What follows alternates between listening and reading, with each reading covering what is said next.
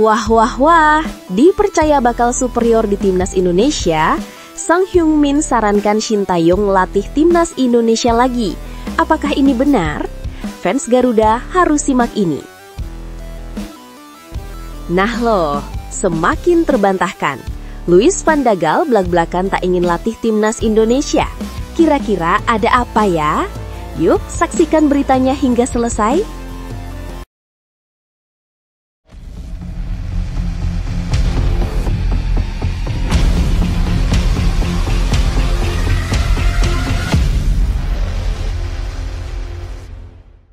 Mohon subscribe channel Timnasku Indonesia agar tidak ketinggalan informasi Timnas Indonesia.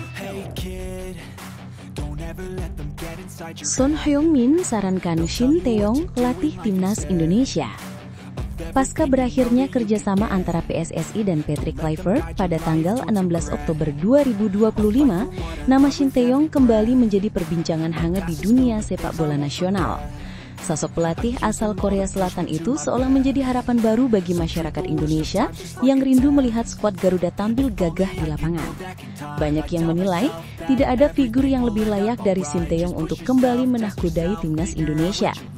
Selain rekam jejaknya yang mengesankan, Shin juga memiliki hubungan emosional yang kuat dengan para pemain dan supporter Indonesia. Dan menariknya, jauh sebelum semua rumor ini mencuat, bintang Tottenham Hotspur sekaligus mantan anak asuh Shin, Son Heung-min, ternyata pernah memberikan dukungannya agar sang mentor melatih timnas Indonesia. Kisah itu terjadi pada tahun 2019 dalam sebuah vlog bertajuk Shoot for Love. Saat itu, Shin Tae-yong yang baru saja meninggalkan posisinya sebagai pelatih timnas Korea Selatan terlihat bertemu dengan Son Heung-min di London. Dalam pertemuan yang hangat itu, Son membuka percakapan dengan nada penasaran. Ada desas-desus bahwa dia akan pergi ke Indonesia, katanya sambil tersenyum kepada sang pelatih. Shin yang masih ragu kala itu menjawab jujur, tawaran telah datang. Son lalu bertanya lagi, apa yang akan kamu lakukan? Namun Shin hanya menggeleng sambil tersenyum kecil. Saya tidak tahu. Momen itu terasa emosional, menggambarkan keraguan seorang pelatih hebat yang tengah mencari arah baru dalam karirnya. Son Heung-min kemudian memberikan nasihat yang kini terasa seperti ramalan yang jadi kenyataan. Dengan nada yakin, Son berkata, Anda harus bekerja sekarang. Sebuah kalimat sederhana namun penuh makna dukungan. Shin pun menjawab dengan tawa, ya tentu harus bekerja untuk uang saku anak saya. Dari percakapan singkat itu, publik kini melihat seolah-olah Son sedang membujuk Shin Tae-yong untuk menerima takdirnya, membangun kembali kejayaan sepak bola Indonesia. Dan benar saja, beberapa bulan kemudian Shin resmi melatih timnas Indonesia, sebuah keputusan yang kemudian mengubah sejarah sepak bola tanah air. Kini 6 tahun berselang, situasinya seperti terulang. PSSI kembali berada di persimpangan jalan setelah berpisah dengan Kluivert. Publik menyerukan satu nama yang sama, Shin Tae-yong. Alasannya pun jelas. Pertama, dari segi efisiensi, Shin masih memiliki kontrak gaji yang harus dibayarkan PSSI hingga 2027. Artinya, jika ia kembali melatih, dana tersebut tidak akan terbuang sia-sia. Kedua, statusnya yang kini bebas kontrak setelah meninggalkan Ulsan HD membuat proses negosiasi menjadi jauh lebih mudah. PSSI tak perlu mengeluarkan biaya transfer atau membayar kompensasi ke klub manapun. Ini kesempatan langka yang tidak boleh dilewatkan. Lebih dari sekedar faktor ekonomi, Shin Tae-yong punya rekam jejak yang sulit ditandingi. Di bawah arahannya, timnas Indonesia berhasil menembus babak gugur Piala Asia 2023 untuk pertama kalinya dalam sejarah. Ia juga membawa Garuda melangkah ke putaran ketiga kualifikasi Piala Dunia 2026, sebuah prestasi luar biasa yang bahkan sulit dibayangkan sebelum kedatangannya. Dari tangan dinginnya lah lahir pemain-pemain yang kini menjadi tulang punggung timnas, seperti Marcelino Ferdinand, Pratama Arhan, dan Hernando Ari. Shin tidak hanya membentuk tim tetapi juga membangun karakter dan mental juang. Lebih jauh lagi, hubungan emosional Shin dengan pemain dan supporter Indonesia menjadi alasan ketiga mengapa ia layak kembali. Mayoritas skuad saat ini tumbuh di bawah asuhannya. Mereka mengenal sistem latihan, disiplin hingga filosofi kerja keras ala Korea Selatan yang diterapkannya. Tidak perlu adaptasi panjang. Tidak ada lagi waktu terbuang untuk membangun kepercayaan. Comeback Shin berarti melanjutkan fondasi yang sudah kokoh. Para pemain sendiri dalam berbagai kesempatan juga menegaskan bahwa mereka masih sangat menghormati dan merindukan kehadiran sang pelatih. Di sisi lain, dukungan dari publik juga luar biasa besar. Dalam jajak pendapat yang diadakan oleh Bung Harpa Show, sebanyak 65% supporter sepak bola nasional menginginkan Shin kembali melatih timnas Indonesia. Bahkan, di berbagai stadion, nyanyian We Want Shin Tae-yong masih menggema seakan menjadi pesan kolektif dari jutaan hati yang rindu pada masa-masa kejayaan di bawah arahannya. Jika dulu Son Heung-min mendorong Shin Tae-yong untuk berani melangkah ke Indonesia, kini seolah giliran seluruh rakyat Indonesia yang memintanya kembali. Bukan hanya sebagai pelatih, tetapi sebagai sosok yang pernah menyalakan api semangat sepak bola nasional. Mungkin inilah saatnya Shin Tae-yong mendengar panggilan itu lagi, panggilan dari Garuda yang menantinya untuk terbang lebih tinggi. Bagaimana menurutmu? Apakah Shin Tae-yong memang sosok yang paling tepat untuk kembali memimpin timnas Indonesia? Tulis pendapatmu di kolom komentar.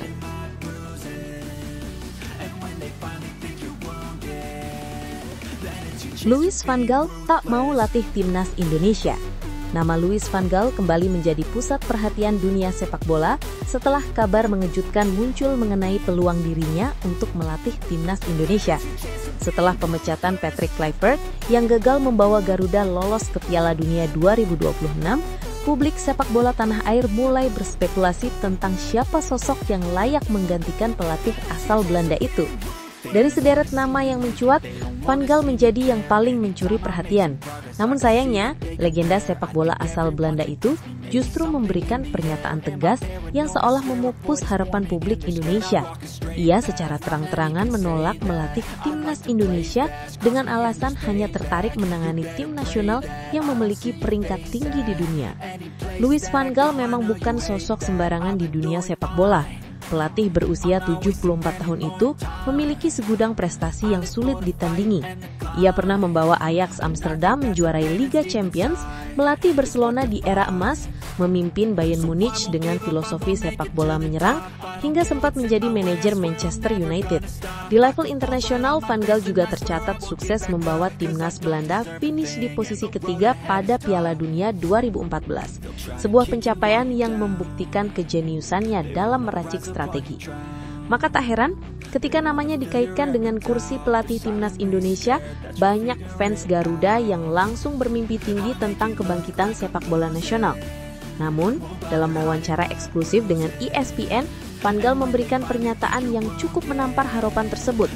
Ia mengaku kini sudah pulih total dari kanker prostat yang sempat mengganggu aktivitasnya selama beberapa tahun terakhir, dan memang berencana kembali melatih.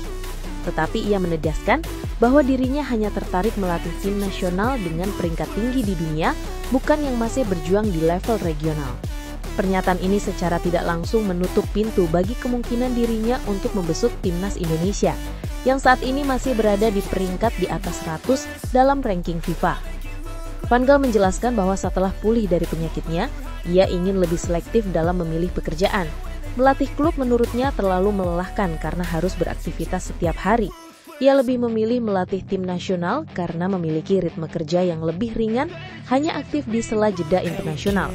Namun ia juga menekankan bahwa tim nasional yang menarik perhatiannya harus memiliki tantangan besar di level dunia. Pernyataan ini menjadi sinyal jelas bahwa dirinya masih mengincar tim-tim papan atas, bukan proyek jangka panjang dari negara berkembang seperti Indonesia. Meski begitu, kabar ini tak lantas menurunkan semangat publik tanah air. Banyak yang menilai penolakan Van Gaal justru menjadi cerminan bahwa PSSI kini mulai berpikir besar. Fakta bahwa nama sebesar Louis van Gaal bisa dikaitkan dengan timnas Indonesia menandakan adanya pergeseran arah yang lebih serius dalam pengelolaan sepak bola nasional. Dengan target ambisius untuk lolos ke Piala Dunia 2030, PSSI kini mulai melirik sosok pelatih yang punya visi dan pengalaman internasional. Di sisi lain, beberapa pengamat menilai penolakan Van Gaal adalah hal yang wajar. Dengan usianya yang sudah tidak muda lagi, ditambah riwayat kesehatan yang sempat menurun, melatih tim yang menuntut intensitas tinggi dan tantangan berat di Asia Tenggara tentu bukan pilihan ideal baginya. PSSI harus realistis, ujar salah satu analis sepak bola di Indonesia. Meski Van Gaal punya reputasi besar, kondisi fisiknya bisa menjadi bom waktu jika dipaksakan. Pernyataan ini menunjukkan bahwa meskipun memiliki pelatih kelas dunia bisa meningkatkan citra sepak bola Indonesia, stabilitas dan keberlanjutan program tetap harus menjadi prioritas utama. Meski Van Gaal menolak, banyak fans tetap menganggap kabar ini sebagai momen bersejarah. Belum pernah sebelumnya nama pelatih dengan kaliber sekelas Van Gaal dikaitkan begitu serius dengan Indonesia. Publik mulai sadar bahwa sepak bola tanah air perlahan mulai menarik perhatian dunia, meski belum berada di puncak prestasi. Bahkan beberapa warganet menyebut bahwa mungkin saja suatu hari nanti, ketika timnas Indonesia sudah menembus ranking yang lebih tinggi, pelatih legendaris seperti Van Gaal tak akan lagi menolak tawaran semacam ini. Pada akhirnya, pernyataan Louis van Gaal menjadi pengingat bagi semua pihak. Jika Indonesia ingin diperhitungkan di mata dunia, maka prestasi dan konsistensi harus dibuktikan di lapangan, bukan hanya lewat nama besar pelatih. Dan meski Van Gaal telah menolak secara halus, semangat untuk membawa Garuda terbang lebih tinggi tak boleh padam. Justru dari sinilah tantangan itu dimulai, membuktikan bahwa suatu hari nanti tim-tim besar dunia tak lagi menolak Indonesia, tapi justru bangga bisa menjadi bagian dari perjalanan sepak bola merah putih.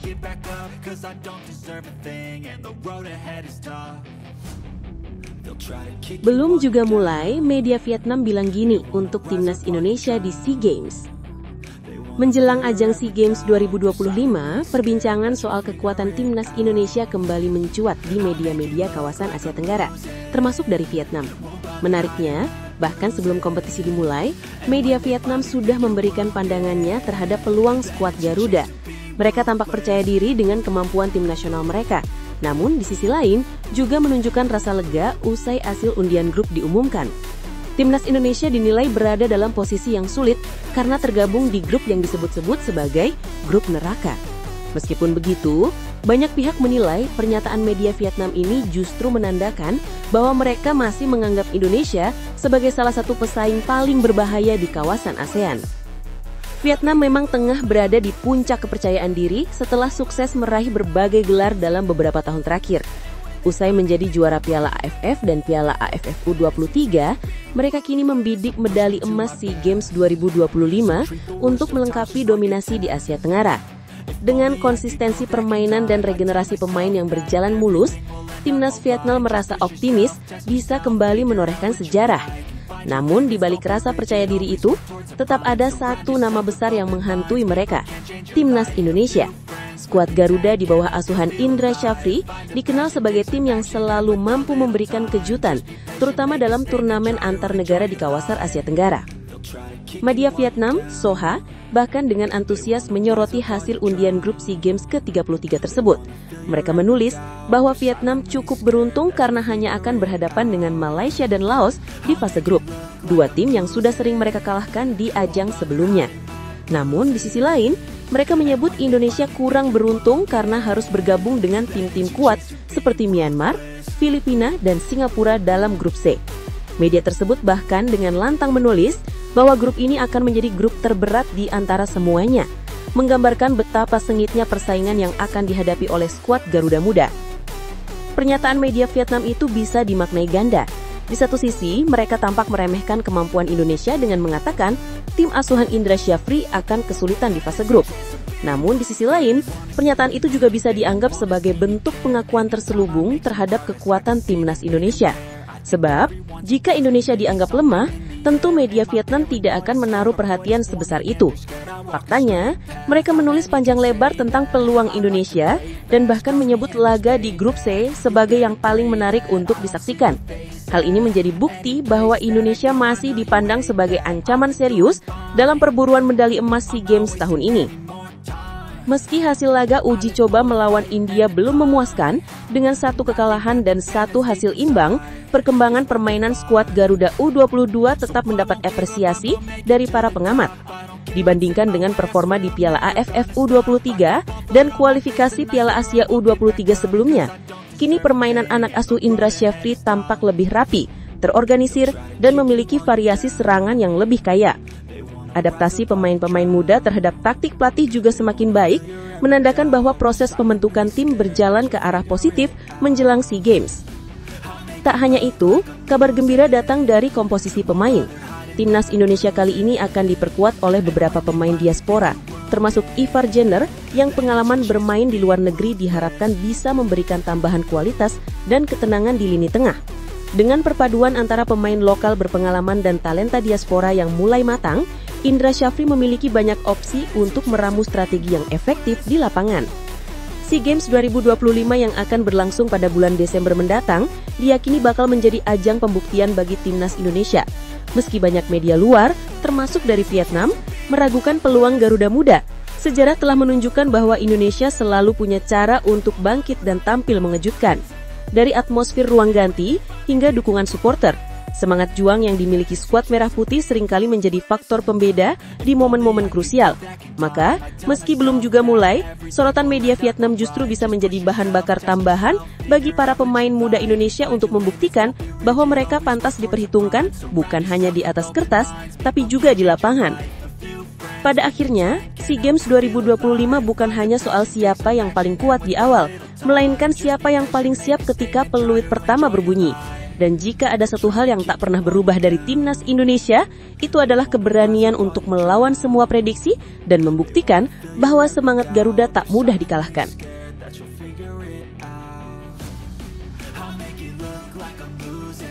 Bojan Hodak tanggapi rumor jadi kandidat pelatih timnas Indonesia.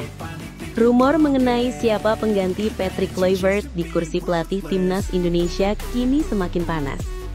Setelah pelatih asal Belanda itu resmi berpisah dengan PSSI pada Kamis, 16 Oktober 2025, berbagai nama mulai bermunculan sebagai kandidat pengganti.